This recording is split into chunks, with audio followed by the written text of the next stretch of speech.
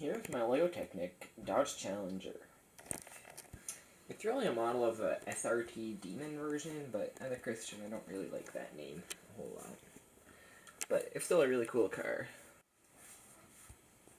It's got LED headlights on the front, and for the first time taillights as well. The hood can open. It's got the biggest hood scoop on any production car to view. The real car does, that is. Doors with locks.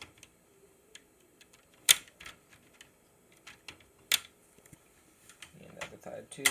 And a working opening trunk with plenty of space inside. You can't really see how far back it goes, but it's pretty far. Interior. The interior is finished all in black, which I like.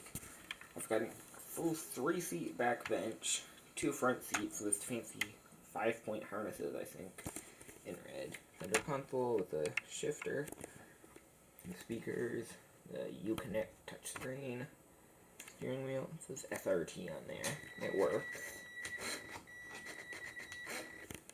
And it's really hard to see. Right down there, there's a little lighter thing. That's the speed indicator. Suspension. There's front double wishbone independent suspension. Very little ground clearance, so you can't really see the difference. And a rear live axle. Alright, flip the car. Oh, I pulled off a wheel.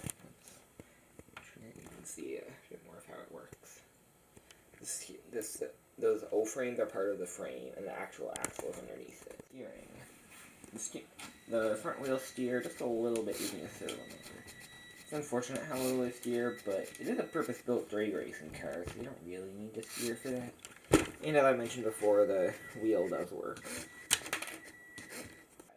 The car has rear-wheel drive and is driven by 2 large motors through a gearbox. Right now it's in 4th gear. You see it drive a bit.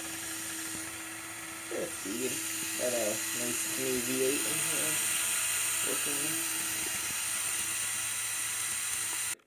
The vehicle has 4 disc brakes using a Power Functions medium motor. So in the front, it's kind of conventional with the disc like that. So you can see it's now pulling a string to activate the brakes, but it's still weak. I can still turn it pretty well. I'm going to have a brand new disc brake design on my next big supercar that I hope will fix that. But I might still use strings. I am happy with how that works. On the back though, if I can get a wheel off, it's then also an interesting design where you can't see it, but it's got pads on both sides of the disc that pinch. Yeah, it's too hard to see. The brakes aren't very good on this one, even though they are different. Gearbox. The vehicle is a fully sequential 8-speed gearbox, controlled by 1 large motor. Here, you can watch it shift a bit.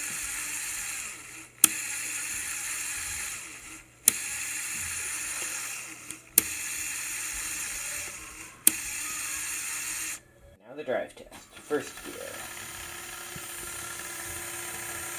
It's a bit to overcome the backlash. And let's move in.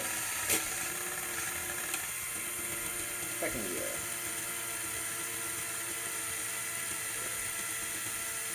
Third gear.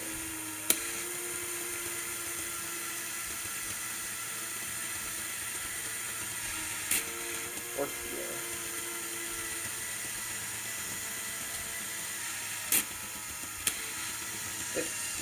That's 8.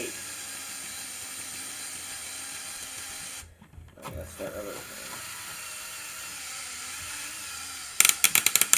It turns out that the car will not drive in 6ths because there's a couple of gears used in 2nd and then 6ths that don't work quite right. And they'll probably change if I ever remake the gearbox, but here it is in 7th. Not happy about it, but driving, you know. And now in 8ths. I'm happy with its speed. I mean, top gear.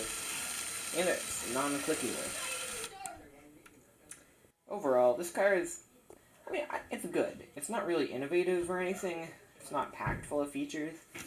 Though it was fun designing a brand new gearbox. It is an interesting car. Like, it has a few different things, like a live rear axle and a real trunk. Not a hatchback or anything. And I was also able to do taillights for the first time, which was kind of fun. put in a whole back seat.